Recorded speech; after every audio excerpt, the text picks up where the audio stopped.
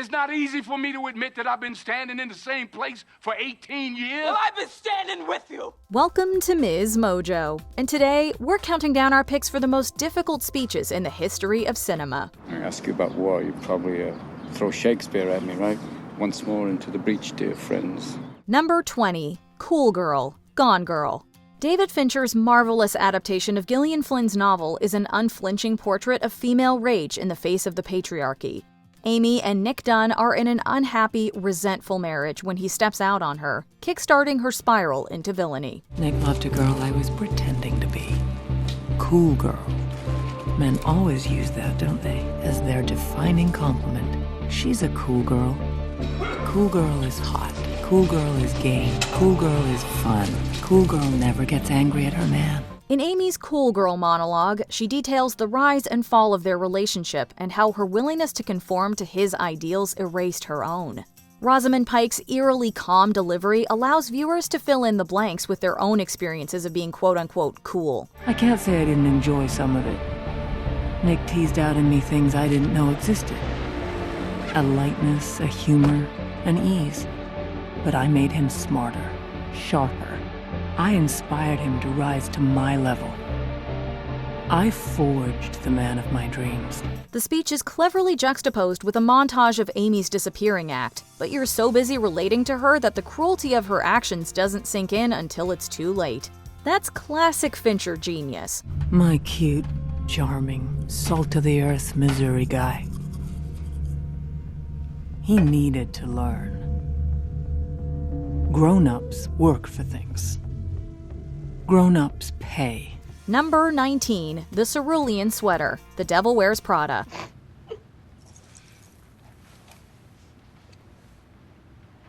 Something funny? Scoffing in your boss's face when they already don't like you? Andy Sachs was truly braver than us. However, she wasn't ready for the reciprocal dose of derision that Miranda threw her way. You know, I'm still learning about this stuff and, This stuff?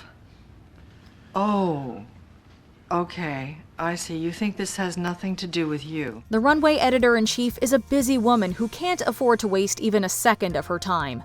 So when she paused the grind just to give her assistant a lesson on trickle-down fashion, it was already game over for Miss Lumpy Blue Sweater. What you don't know is that sweater is not just blue. It's not turquoise. It's not lapis. It's actually cerulean.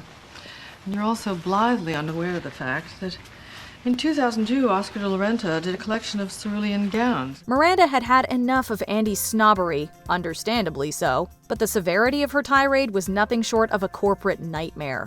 Meryl Streep's flawlessly icy performance still sends chills down our spines. That blue represents millions of dollars and countless jobs. And it's sort of comical how you think that you've made a choice that exempts you from the fashion industry when in fact you're wearing a sweater that was selected for you by the people in this room from a pile of stuff. Number 18, You Don't Have to Prove Nothing, Rudy. What's better than a pep talk? A pep talk that comes with a reality check. You're 5 feet nothing, 100 and nothing, and you got hardly a speck of athletic ability. And you hung in with the best college football team in the land for 2 years. And you're also gonna walk out of here with a degree from the University of Notre Dame. Rudy is based on the inspiring true story of Daniel Eugene Rudiger, aka Rudy, who played gridiron for the Notre Dame Fighting Irish. In the film, Rudy, played by Sean Astin, quits the team when his chances of suiting up for the last home game start to look slim. Player-turned-groundskeeper Fortune, played by Charles S. Dutton, had previously made a similar decision. So the prospect of Rudy following in his regrettable footsteps offends him. I got filled up with a lot of attitude, so I quit. Still not a week goes by, I don't regret it.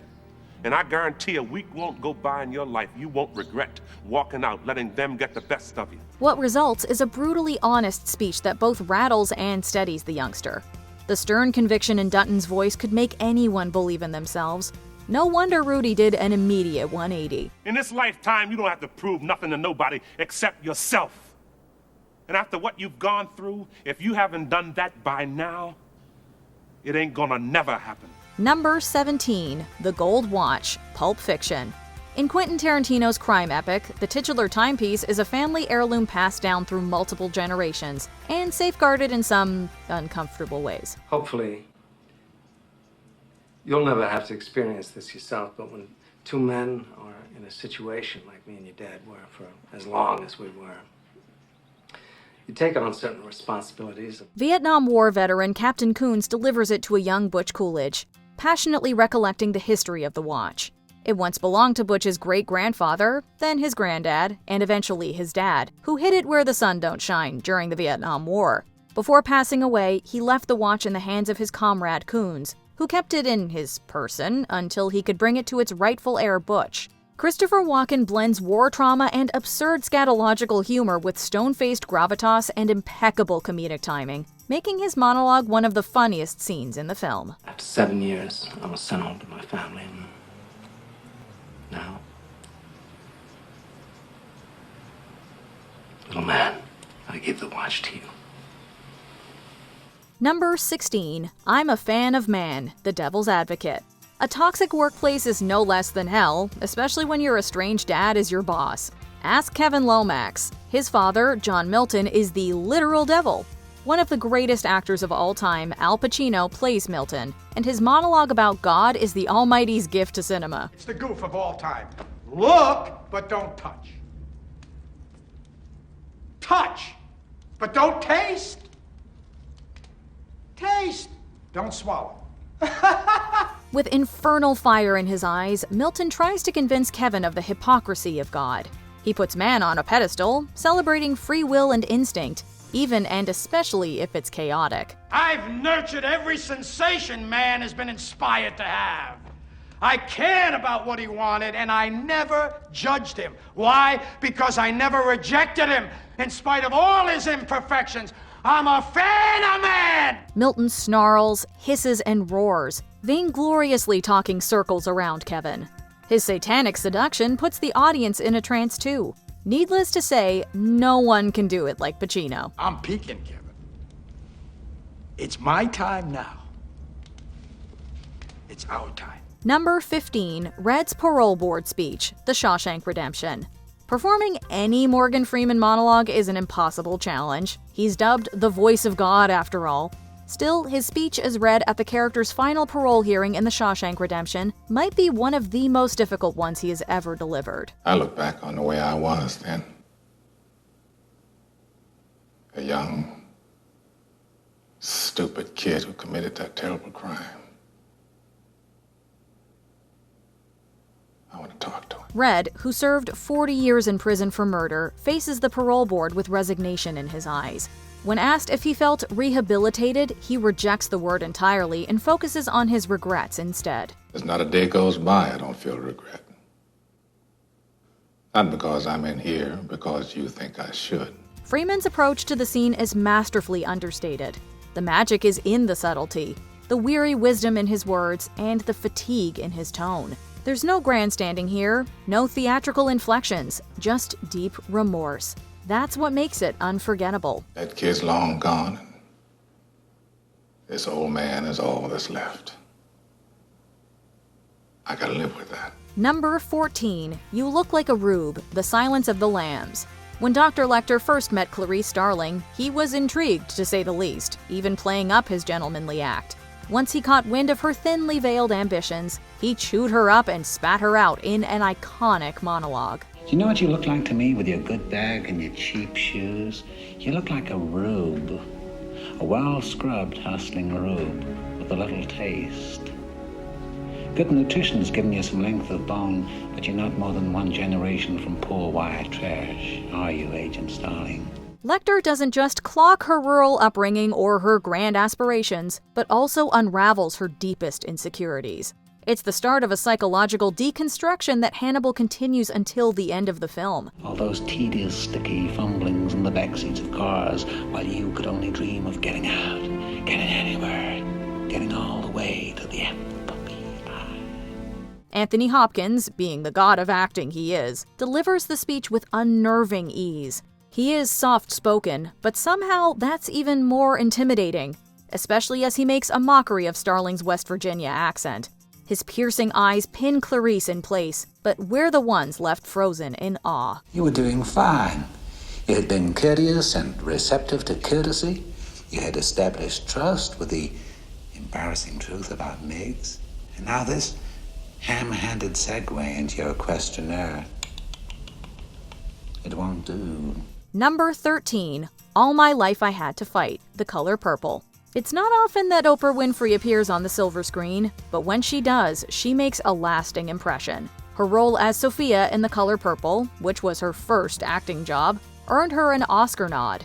A defining scene that must have contributed to this prestigious honor was Sophia's speech, where she defiantly recounts her lifelong struggle against patriarchal abuse and systemic oppression. All my life I had to fight. I had to fight my daddy, I had to fight my uncles, I had to fight my brothers. Girl child ain't safe in a family man's. Winfrey melts into her character, giving a voice to not just Sophia, but all Black women who have suffered injustice at the hands of society. Despite being an emerging actress at the time, Oprah had the flair of a seasoned artist and imbued her performance with the kind of authenticity and courage that became impossible to replicate. I loves Hopper. God knows I do. But I kill him dead before I let him beat me. Number 12. Tears in Rain, Blade Runner. You know a monologue is legendary when it has its own Wikipedia page. Roy Batty closes the final chapter of his life in Blade Runner by lending a helping hand to his nemesis Rick Deckard. What follows is one of the greatest speeches in the history of sci-fi cinema. I've seen things you people wouldn't believe. Batty reminisces about his experience that transcend human comprehension. In the same breath, he admits that his life is doomed to oblivion, regardless of the cosmic grandeur he witnessed. He accepts his end and does it with grace. All those moments will be lost in time, like tears in rain. The monologue was originally much denser. Rutger Hauer, who plays Roy, stripped it down to its existential core and improvised the extraordinary tears in rain metaphor. This creative choice, combined with Hauer's haunting delivery, made the scene timeless. All he'd wanted were the same answers the rest of us want. Where do I come from? Where am I going? How long have I got? All I could do was sit there and watch him die. Number 11. The Final Speech, The Great Dictator. This world has room for everyone, and the good earth is rich and can provide for everyone. The way of life can be free and beautiful, but we have lost the way.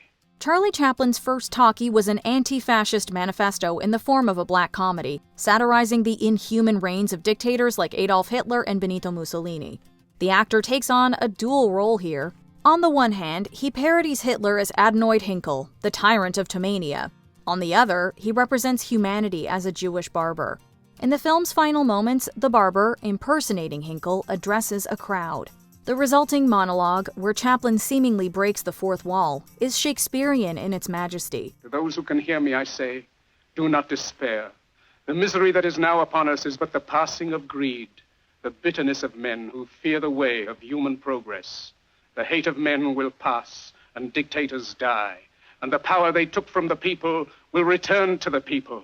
And so long as men die, liberty will never perish. His rhetoric of hope as he envisions the triumph of man over machine pulses with sincerity and urgency. It's not just a testament to Chaplin's prophetic brilliance, but also to his incomparable artistry. No wonder the speech is inimitable. Let us fight to free the world, to do away with national barriers, to do away with greed, with hate and intolerance.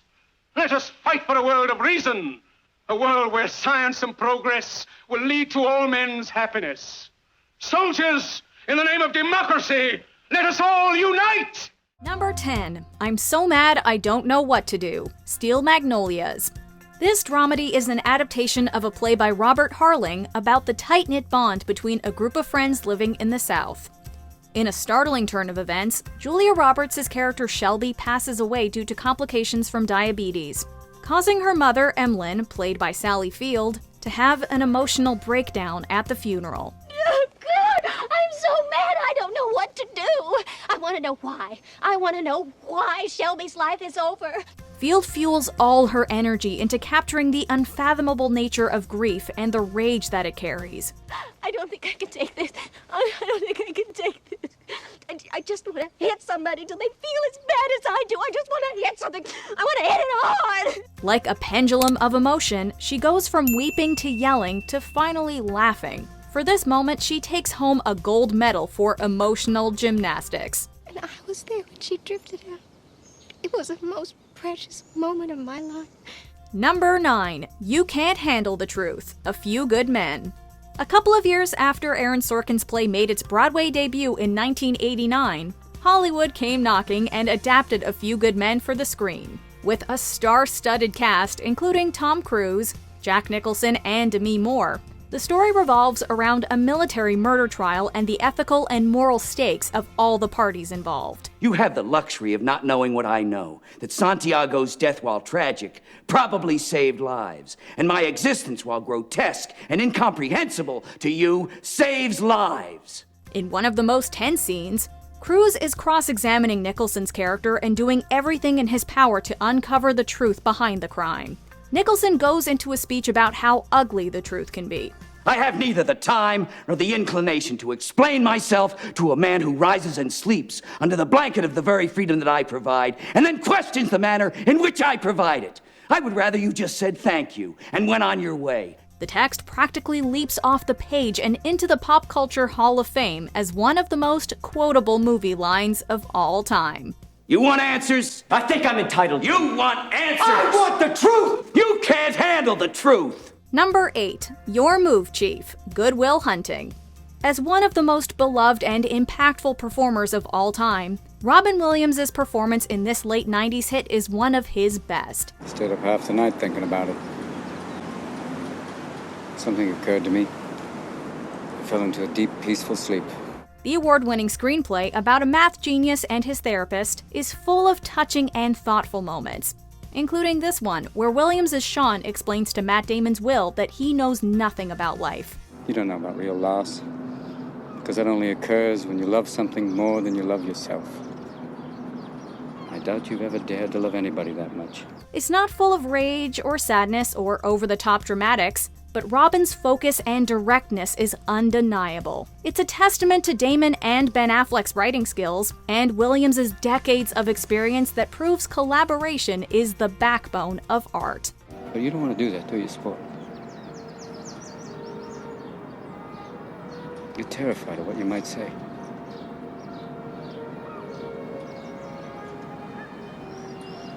Your move, Chief. Number 7. Tethered Together. Us. This monologue can only be described as spine-chilling. There was a girl,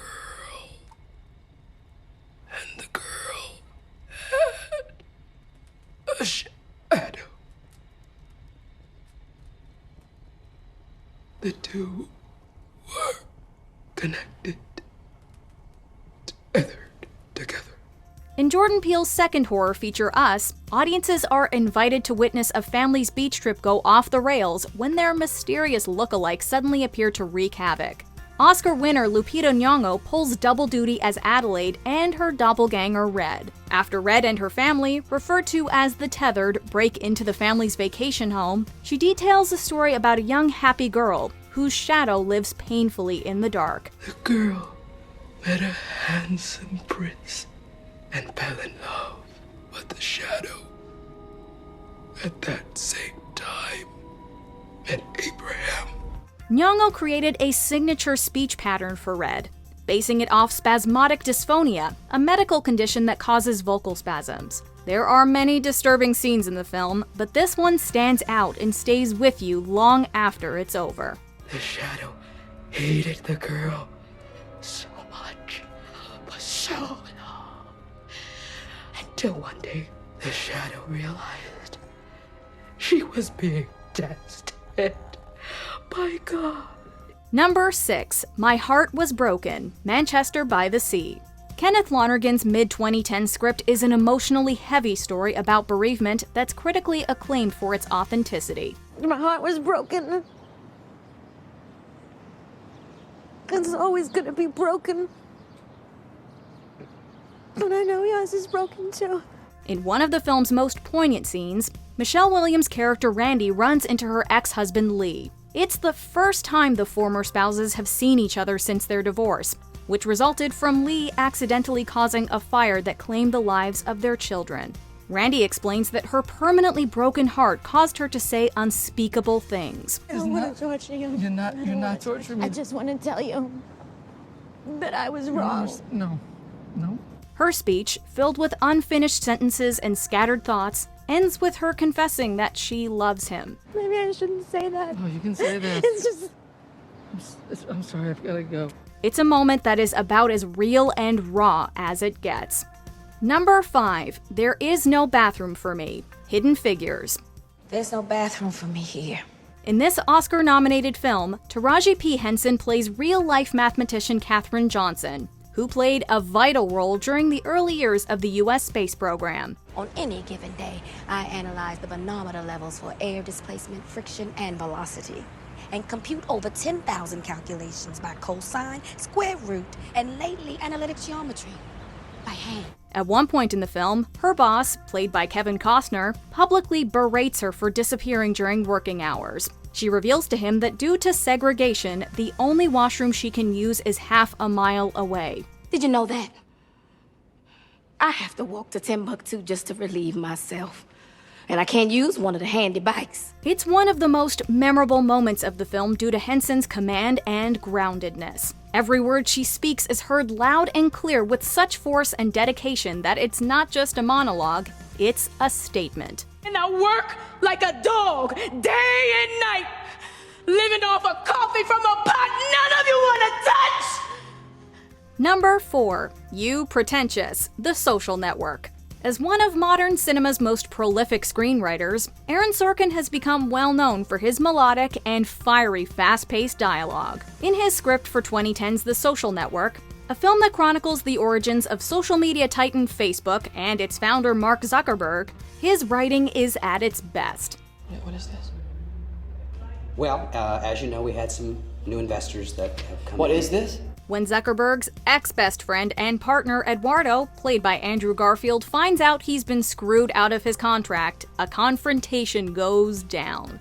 It's an angry, impassioned, and heartbreaking snapshot of a friendship going down in flames. Sorry! My Prada's in the cleaners! Along with my hoodie and my you flip-flops, you pretentious douchebag! Garfield manages to use physicality to accompany Sorkin's composition in such an effective way that it's hard to shake off. I like sitting next to you, Sean. Makes me look so tough.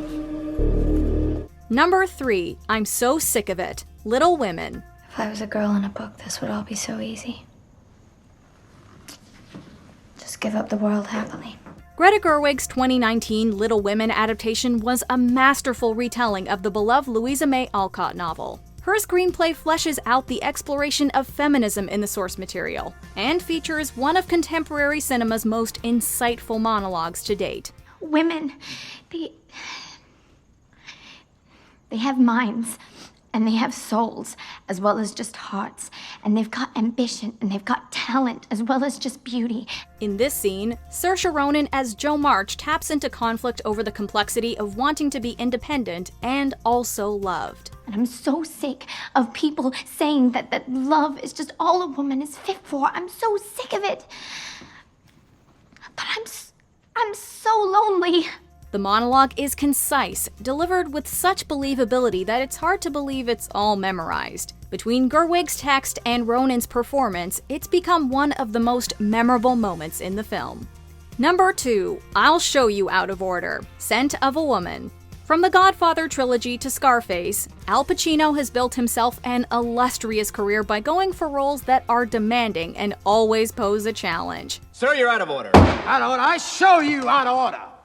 You don't know what out of order is, Mr. Trask. In his Academy Award-winning turn as Lieutenant Colonel Frank Slade, Pacino stars alongside a young Chris O'Donnell as a prep school student who becomes an assistant to Slade, a military vet who is blind and an alcoholic. Over the course of the movie, they form a bond that leads up to this pivotal moment when Frank has to defend his new confidant. You think you're merely sending this splendid foot soldier back home to Argonne with his tail between his legs, but I say you are executing his soul! It's a show-stopping monologue that is chock full of so many quotable lines that every viewing of it deserves a standing ovation. And that, my friends, is called integrity. That's called courage. Now that's the stuff leaders should be made of. Before we continue, be sure to subscribe to our channel and ring the bell to get notified about our latest videos. You have the option to be notified for occasional videos or all of them. If you're on your phone, make sure you go into your settings and switch on notifications. Number 1, 18 Years of My Life, Fences. One of the most prolific playwrights of all time, August Wilson created a body of work that captured race in America and the lives of the working class. You're always talking about what you give and what you don't have to give. But you take too, Troy. You take and don't even know nobody's giving. After wrapping up the Broadway revival of Wilson's Fences, Denzel Washington and Viola Davis reprised their roles as married couple Troy and Rose for the Washington-directed screen adaptation. This gut-wrenching monologue details Rose confessing that her loyalty and dedication to her husband Troy caused her to miss out on pursuing her own hopes and aspirations. I gave 18 years of my life to stand in the same spot as you. Don't you think I ever wanted other things? Don't you think I had dreams and hopes? What about my life? What about me? The scene is full of vivid imagery and metaphors that make the heartbreaking sequence absolutely soul-crushing, and unmasks the hardships that married life can bring. I planted a seed and watched and prayed over. I planted myself inside you and waited to bloom. It didn't take me no 18 years to realize the soil was hard and rocky and it was never gonna bloom. Viola earned the Academy Award for this role, and it's no wonder, considering this performance is pure perfection. Have you ever attempted any of these monologues? Tell us in the comments. You, the people, have the power to make this life free and beautiful, to make this life a wonderful adventure.